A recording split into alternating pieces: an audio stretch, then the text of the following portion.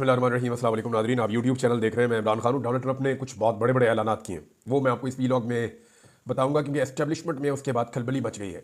जितनी भी दुनिया के अंदर पाकिस्तान जैसे मुल्कों की एस्टेब्लिशमेंट्स हैं, यानी अगर आप इंडिया की बात करें, पाकिस्तान की बात करें, इंडिया तो बहुत बड़ी डेमोक्रेसी है, और बहुत सारे मुल्क हैं छोटे मोटे जो अमेरिका के आशीर्वाद के साथ चलते हैं, या उनकी एस्टेब्लिशमेंट अमेरिका की ईमा के ऊपर काम करती है। स्पेशली पाकिस्तान का एक बड़ा ज़बरदस्त ट्रैक रिकॉर्ड है कि पाकिस्तानी एस्टेब्लिशमेंट की जो डोरियां हैं वो अमेरिका से हिलती है। तो इनके लिए जो सबसे मेन हब है या जो पावर हब है वो अमेरिकन एस्टेब्लिशमेंट है। अमेरिकन एस्टेब्लिशमेंट के अंदर खलबली मच गई है डोनाल्ड ट्रंप के स्टेटमेंट्स के बाद। तो इसके असरात कितने ज़बरदस्त होंगे पाकिस्तान और पाकिस्तान जैसे ममालिक की जो एस्टेब्लिशमेंट्स हैं उनके ऊपर। लेकिन सबसे पहले मैं आपको बताऊं कि आज बड़ा इंपॉर्टेंट दिन है पाकिस्तान तहरीक इंसाफ के लिए। तहरीक इंसाफ दो फ्रंट्स के ऊपर काम कर रही है। पहला जो ओवरसीज पाकिस्तानियों का है वो इस वक्त बहुत इंपॉर्टेंस इख्तियार कर गया है, क्योंकि आलमी मंजरनामे में डोनाल्ड ट्रंप की हैरान कुन जीत के बाद ये एक्सपेक्टेड तो थी, लेकिन आलमी मीडिया ने, क्योंकि आलमी मीडिया भी आलमी एस्टेब्लिशमेंट के लिए काम करता है और वहाँ सारा इन्फ्लुएंस जो है वो अमेरिकन का या अमेरिकन एस्टेब्लिशमेंट का या अमेरिकन डीप स्टेट का है, तो वो पूरा तासुर दे रहे थे कि डोनाल्ड ट्रंप का बड़ा टफ मुकाबला है। एक पाकिस्तानी मीडिया का अगर आप उसके साथ मुवाजना करें तो देखें पाकिस्तानी मीडिया क्या कहता था। पाकिस्तानी मीडिया के जो बड़े बड़े सुर्खैल हैं, जो बड़े बड़े नाम हैं, वो ये कहते थे इमरान खान ज़्यादा से ज़्यादा 10 या 12 सीटें जीत जाएगा, और अगर इससे ज़्यादा जीता तो वो जो जीतने वाले हैं वो गारंटियां देकर जीतेंगे, और वो जीतते ही पीएमएलएन, पीपल्स पार्टी और एमक्यूएम समेत दूसरी जमातों को ज्वाइन कर लेंगे। ये इनके बुलंदो भांग किस्म के दावे थे, और बड़े बड़े इन्होंने नारे और बड़ी बड़ी इन्होंने बातें की हुई थी। अब पाकिस्तानी तज्जियाकार जितने ब्रूटल थे, पाकिस्तानी अवाम ने उतना ही सख्त रद्द-ए-अमल दिया और पूरा का पूरा इलेक्शन उल्टा के रख दिया। आज तमाम तरफ फसाइयत के बावजूद पाकिस्तान की सबसे बड़ी पॉलिटिकल पार्टी पाकिस्तान तहरीक इंसाफ है, और उन तज्जियाकारों को जो है वो अभी तक बेचारों को शर्म भी नहीं आ रही। शीशे में अपनी शक्ल देखकर अपने आप को कुछ कहते भी नहीं है, 3 लफ्ज भी नहीं अपने ऊपर भेजते बेचारे। हालांकि इन्होंने खड़े होकर नाच नाच के घुंघरू तोड़ दिए थे कि इमरान खान खत्म शुद्ध, ए हो गया तो वो हो गया, तो फलाना जर्नैल आ गया, तो फलाना बंदा आ गया, तो फलानी एस्टेब्लिशमेंट हो गई, तो फलाना काम हो गया, तो फलाना गिरफ्तार हो गया, तो फलानी गवाही आ गई, पता नहीं क्या कुछ हर बात के ऊपर इन्होंने इमरान खान का जो है वो इन्होंने कहा जी खत्म शुद्ध। लेकिन हमने देखा कि सारा कुछ करने के बावजूद आज भी पाकिस्तान की सबसे बड़ी पॉलिटिकल हकीकत इमरान खान है। कोई माने या ना माने, यानी पाकिस्तान के सिर्फ एक सूबे को छोड़कर बाकी तमाम जगहों पे फस्तायत का बाजार गर्म है। रास्ते बंद किए जा रहे हैं। पंजाब में कर्फ्यू जैसा माहौल बना दिया कि लोग सवाबी वाले जलसे में ना पहुंच सकें। रावलपिंडी में गिरफ्तारियां हो रही हैं। अटक में दफा 144 लगा दी गई है। लाहौर ठोकर न्याज़ का रास्ता बंद कर दिया गया है। सिंध से आने वालों के ऊपर बदतरीन टॉर्चर, बिलावल की फस्तायत वहां पर नजर आई है, और बिलावल फाशिस्ट है। ये देखें, जो लोग माजी में पाकिस्तान पीपल्स पार्टी को थोड़ा बहुत जमहूरी समझते थे ना, उनकी गलतफहमी दूर हो गई। उन्हें समझ आ गई है कि ये जो नया लड़का है ना बेनजीर भुट्टो साहिबा का, बिलावल जरदारी, ये फाशिस्ट है। लोगों को, जर्नलिस्टों को, इंसानी हकूक की तंजीमों को, सारों को समझ आ गई है कि जुल्फिकार जी भुट्टो की सियासत का जो आगाज था, उन्होंने कहा कि मेरे डैडी हैं जनरल अयूब, और फिर उन्होंने वहां से अपनी सियासत का आगाज किया। लेकिन बेनजीर भुट्टो ने अपनी सियासत जो है वो एक एंटी एस्टेब्लिशमेंट बयानिया के साथ आगे बढ़ाई थी। बेनजीर भुट्टो ने बड़ी इज्जत भी कमाई थी। उनकी शहादत के बाद उम्मीद की जा रही थी कि शायद उनका बेटा उनके रास्ते पर चले, लेकिन नहीं।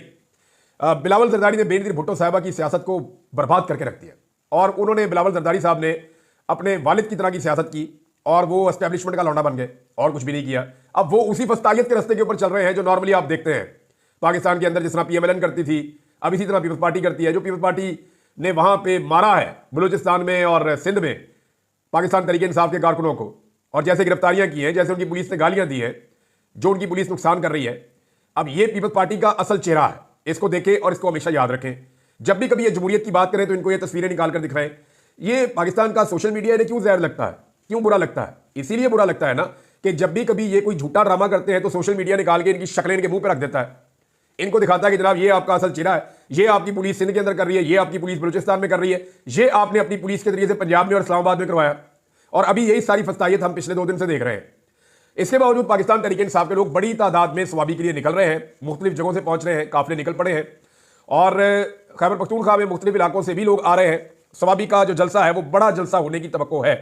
एक नया मोमेंटम पाकिस्तान तहरीक इंसाफ बनाना चाहती है, एक नई एनर्जी भी है पाकिस्तान तहरीक इंसाफ में, और इसमें बहुत सारे अहम तरीन स्टेटमेंट्स हैं। सबसे जो अहम स्टेटमेंट है वो इमरान खान साहब का है।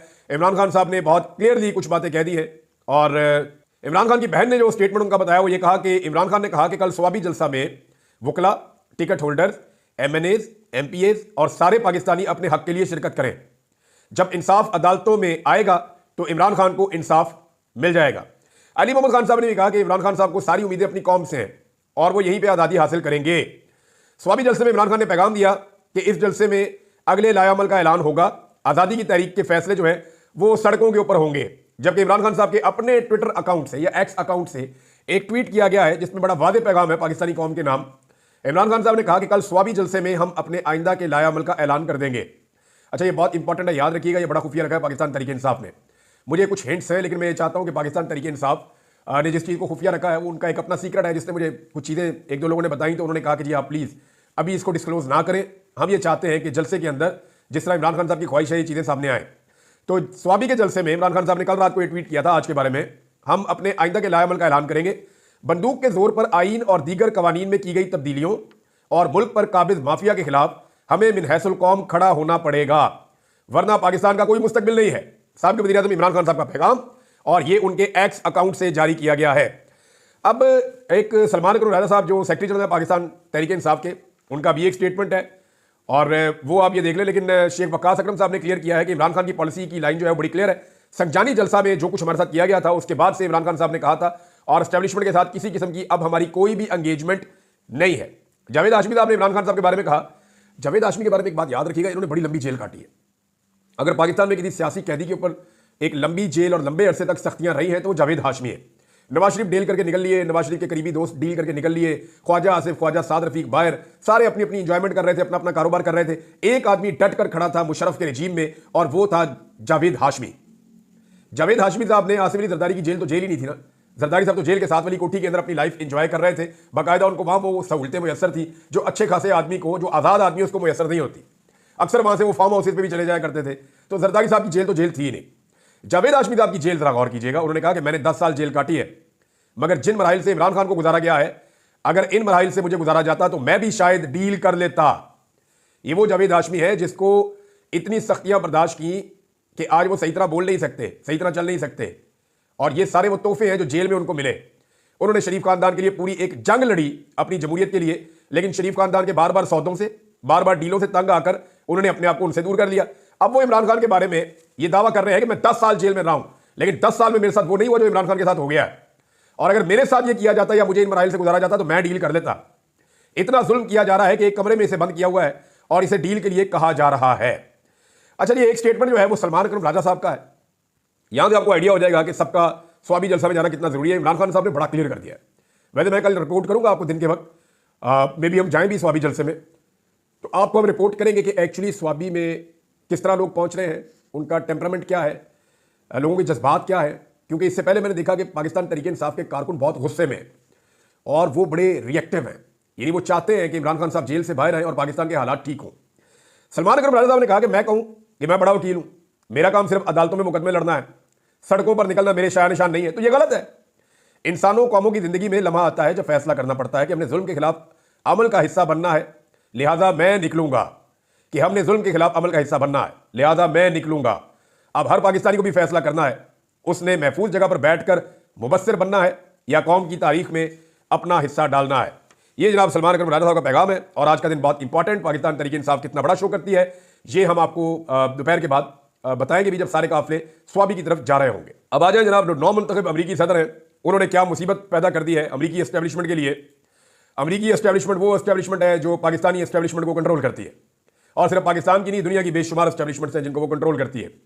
मैंने खुद बड़े बड़े तगड़े बंदों को अमेरिकन एस्टेब्लिशमेंट के सामने घुटने टेकते हुए पूरा रिकॉर्ड है, ना सिर्फ पढ़ा है ना सिर्फ देखा है, बल्कि मैंने जेन्युइनली देखा कि वो जब बात करते हैं तो वो बहुत परेशान हो जाते हैं, स्पेशली जब अमेरिकन की तरफ से कोई ऑर्डर आता है। तो अब जो डोनाल्ड ट्रंप ने कह दिया है ना, या जो उन्होंने ऐलानात कर दिए, ये टोटल 11 ऐलान है जो डोनाल्ड ट्रंप ने किए हैं।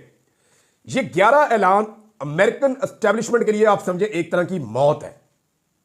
डोनाल्ड ट्रंप ने किया क्या था ये सुने आप, मैं आसान करके आपको बता रहा हूं आपकी जबान में। और ये मेरी मनसूबाबंदी है कि हम वाशिंगटन की बदउनवानी से अपनी जमहूरियत को वापस हासिल करेंगे, बदउनवानी से पाक करेंगे वाशिंगटन को, और हमेशा के लिए गहरे रियासती निजाम यानी जो डीप स्टेट है, बंद कमरों के फैसले में, जो मैं कहता हूं आपको कि बंद कमरों में 4 बंदे बैठे पूरे मुल्क का फैसला कर दिया, हम ये करेंगे हम वो करेंगे, जाती मफादात उसके अंदर लोगों के आ जाते हैं, अपने जाती मफादात आ जाते हैं, अपने करीबी लोगों के, अपनी एक क्लास के मफादात आ जाते हैं। तो उन्होंने कहा जी डीप स्टेट को खत्म कर देंगे, खात्मे का ऐलान कर दिया। और 4 साल बाद होते हैं।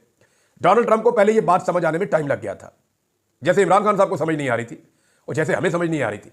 हम यही समझ रहे थे सारा निजाम ठीक चल रहा है, ऐसे ही चलता है। वो तो फिर जब पता चला तो निजाम गले पड़ गया। तो यानी पाकिस्तानी ज्यादातर यही समझते थे ना कि एस्टेब्लिशमेंट जो फैसला करती है वो पाकिस्तान के मफाद में करती है, लेकिन फिर हमें पता चला कि नहीं, एस्टेब्लिशमेंट माफिया के साथ डील्स भी करती है। फिर हमें पता चला कि एस्टेब्लिशमेंट और माफिया बीच में से बादों मिले हुए भी होते हैं। फिर हमें पता चला कि एस्टेब्लिशमेंट जिन लोगों के कंट्रोल में होती है, बादों वो अपने जाती मफाद के लिए भी काम कर रहे होते हैं, मुल्क के लिए नहीं कर रहे होते, और बहुत सारे काम वो मुल्की मफाद में भी करते हैं। वन साइडेड हम नहीं चल सकते। तो डोनाल्ड ट्रंप के ऐलानात, पहला ऐलान, उन्होंने कहा सबसे पहले मैं फौरी तौर पर अपना 2020 का एग्जीक्यूटिव ऑर्डर दोबारा जारी करूंगा। अब ये 2020 में जाके ट्रंप ने किया था, क्योंकि ट्रंप को अपने आखिरी साल में एहसास हुआ कि ये क्या गेम हो रहा है और मेरे खिलाफ क्या खेल खेला जा रहा है। तो सबसे पहले 2020 का एग्जीक्यूटिव ऑर्डर दोबारा जारी करूंगा, जिसके जरिए मैं बदउनवान और सरकश अफसरान को हटाऊंगा, इख्तियारात वापस बहाल करूंगा, और मैं इस इख्तियार का पूरे तरीके से इस्तेमाल करूंगा, उठा के बाहर फेंक दूंगा। जर्नलों की खैर नहीं है, करप्ट ब्यूरोक्रेट्स की खैर नहीं है, जो अमेरिकन एस्टेब्लिशमेंट की डीप स्टेट है उसकी खैर नहीं है। अब आ रहा है दूसरा ऐलान। उसने कहा दूसरा, हम अपनी कौमी सलामती और इंटेलिजेंस निजाम में मौजूद तमाम बदउनवान अनासर को बाहर निकाल देंगे, और ये बहुत सारे हैं। वो महकमे और इदारे जो हथियार के तौर पर इस्तेमाल हो रहे हैं, इन्हें मुकम्मल तौर पर दोबारा तरतीब दूंगा, फिर से इनको ठीक करूंगा, ताकि जो ऐसे अफसरान जो पीछे रह के काम करते हैं, या ऐसे लोग जो दस्ताने पहनकर काम करते हैं, या बेचेहरा लोग हैं, नामालूम अफराद जिन्हें हम कहते हैं, वो कभी भी कदामत पसंदों, ईसाइयों या बाएं बाजू के सियासी मुखालिफिन को कुचलना, निशाना बनाना और जुल्म का शिकार ना कर सके, जैसा कि वो नाकाबिले यकीन हद तक कर रहे हैं। अमेरिकन एस्टेब्लिशमेंट की तो खैर नहीं है। तीसरा और चौथा, ये दो चीजें इकट्ठी उन्होंने बताई हैं। उन्होंने कहा अदालतों की हम इस्लाह करेंगे, अदालतों को ठीक करेंगे। अदालतों में बहुत बदउनवानी है। जजेस जो हैं वो कई दफा परवाह भी नहीं करते जब वो वारंट जारी करते हैं।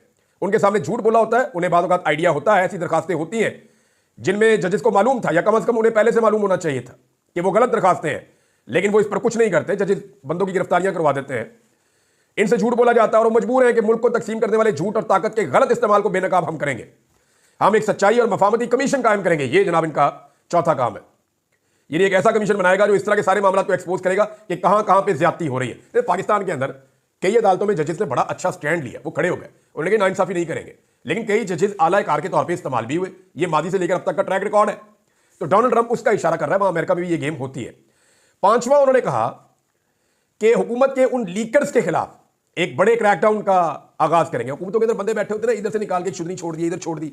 ये एस्टेब्लिशमेंट के कहने के ऊपर प्रोपेगेंडे का हिस्सा बन रहे होते हैं, नए प्रोपेगेंडास खड़े कर रहे होते हैं, जाली खबरों के साथ साजिश करके झूठियां कहानियां फैलाते हैं और हमारी हुकूमत और जमहूरी निजाम को नुकसान पहुंचाने की कोशिश करते हैं। ये हर मुल्क की एस्टेब्लिशमेंट ने ना ऐसे बंदे रखे होते हैं, इधर से खबर लीक करवा दी, उधर से करवा दी, फलां मीडिया को ये दे दिया, उसको ये फीड कर दिया।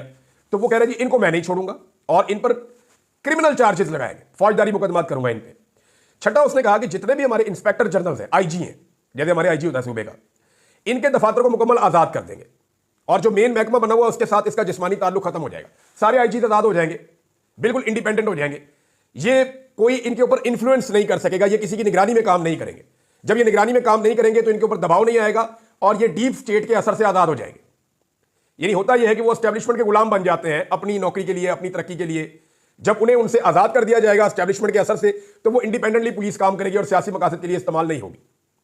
सातवां निजाम जो ऐलान किया है डोनाल्ड ट्रंप ने, उसने कहा सातवां, मैं कांग्रेस से एक आजादाना ऑडिट निजाम कायम करने की दरखास्त करूंगा ताकि हमारे इंटेलिजेंस इदारों की मुसलसल निगरानी की जा सके।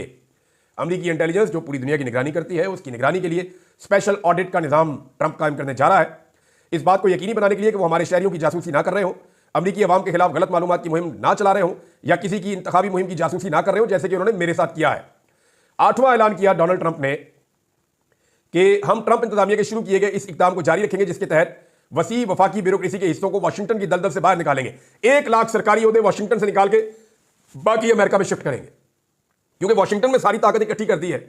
वाशिंगटन में डेमोक्रेट्स तगड़े हैं, तो रिपब्लिकन के एरिया के अंदर कोई इंतजामी पावर नहीं है। तो उन्होंने कहा मुख्तलिफ महकमों को और बड़े बड़े अफसरान को अमेरिका के बाकी हिस्सों में भी भेजूंगा।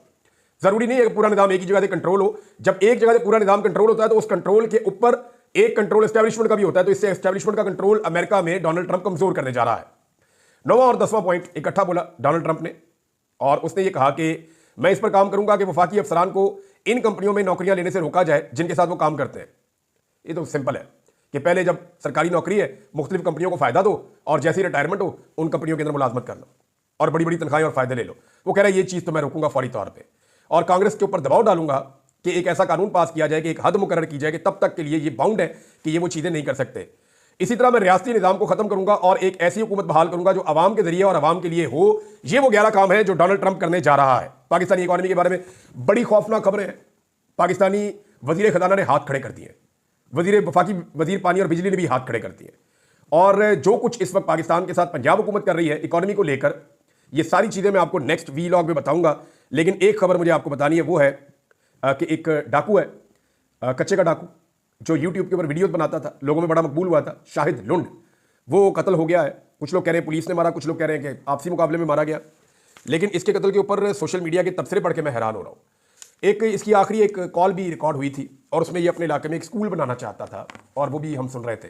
बहरहाल एक कंट्रोवर्शियल किरदार था, लेकिन कच्चे के डाकू, कच्चे की सिचुएशन और उसके साथ जुड़ी हुई वहाँ की सियासत, ये हमारे लिए हमेशा से एक बड़ा अहम मसला रहा है, स्पेशली जनूबी पंजाब और इंटीरियर सिंध का। कभी इस पर बात करेंगे डिटेल में। अब तक इतने, अपना ख्याल रखिएगा, अपने चैनल का भी। अल्लाह हाफ़िज़।